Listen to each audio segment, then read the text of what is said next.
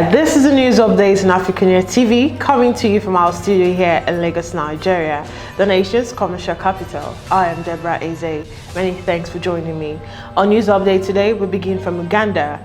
Police said Sunday that a deadly explosion that killed one person and injured 3 others at a roadside eatery in the capital Kampala was an act of domestic terror.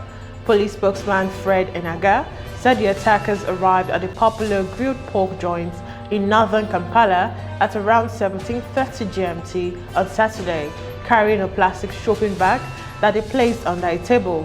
Enaga said the group appeared unsophisticated and investigators believed that they could track their whereabouts using evidence found at the scene.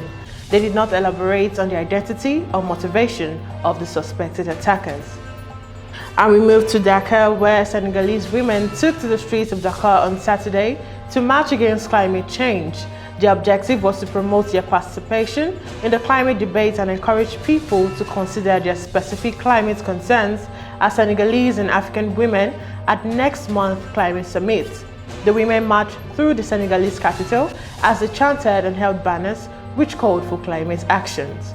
And moving on, in Nigeria, the prosecutor of the International Criminal Court is set to seek authorization from the pre-trial chamber of the court to open an investigation into the cases of abduction of school children in parts of northern Nigeria, closure of schools, and the persistent failure of the Nigerian authorities at both the federal and state level to end the abduction. The ICC prosecutor's decision followed a petition sent to the court by the Socio-Economic Rights and Accountability Project.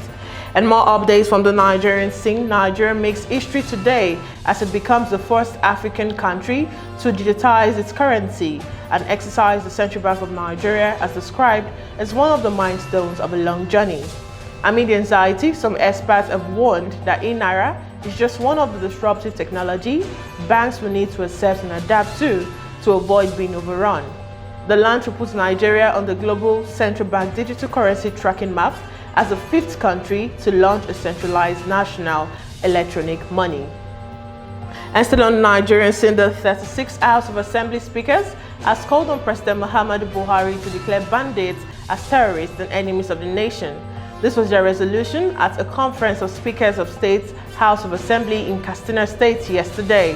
The call of the Conference of Speakers is coming a day after Katsina Governor Aminu Bello Masari reiterated the earlier call of his Kaduna counterpart, Nasir El-Rufai, and the National Assembly for the federal government to declare a state of emergency on the nation's security and declare bandits as terrorists. And in Mali, UN Security Council delegates led by the ambassador from the US, France and Niger arrived in Bamako for the 2-day of talks to push the military-led interim government for a return to democracy after 2 coups in 9 months.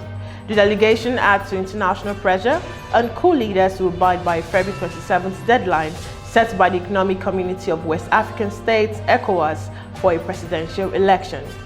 And still on the African scene, in Sudan, soldiers arrested most of the members of Sudan's cabinet and a large number of pro-government party leaders in an apparent military coup. The Information Ministry said joint military forces had arrested civilian members of the Sovereign Council and members of the government and had taken them to an undisclosed location.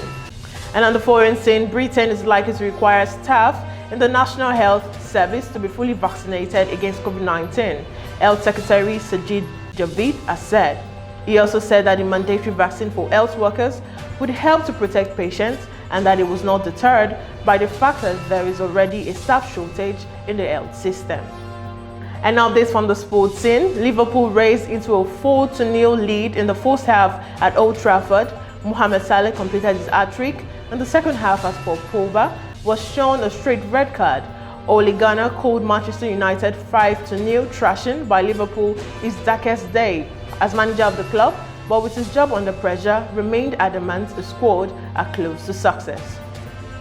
And finally, Nigerian Super Falcons fought a tough battle to edge out Ghana's Black Queens and reach the final round of the qualification series for next year's Women's Africa Cup of Nations to be hosted by Morocco.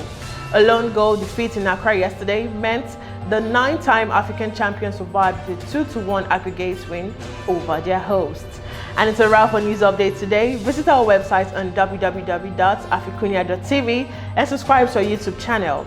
You can also catch us on Jointum and Pangram to catch up with the news and program. I am Deborah Eze. See you tomorrow.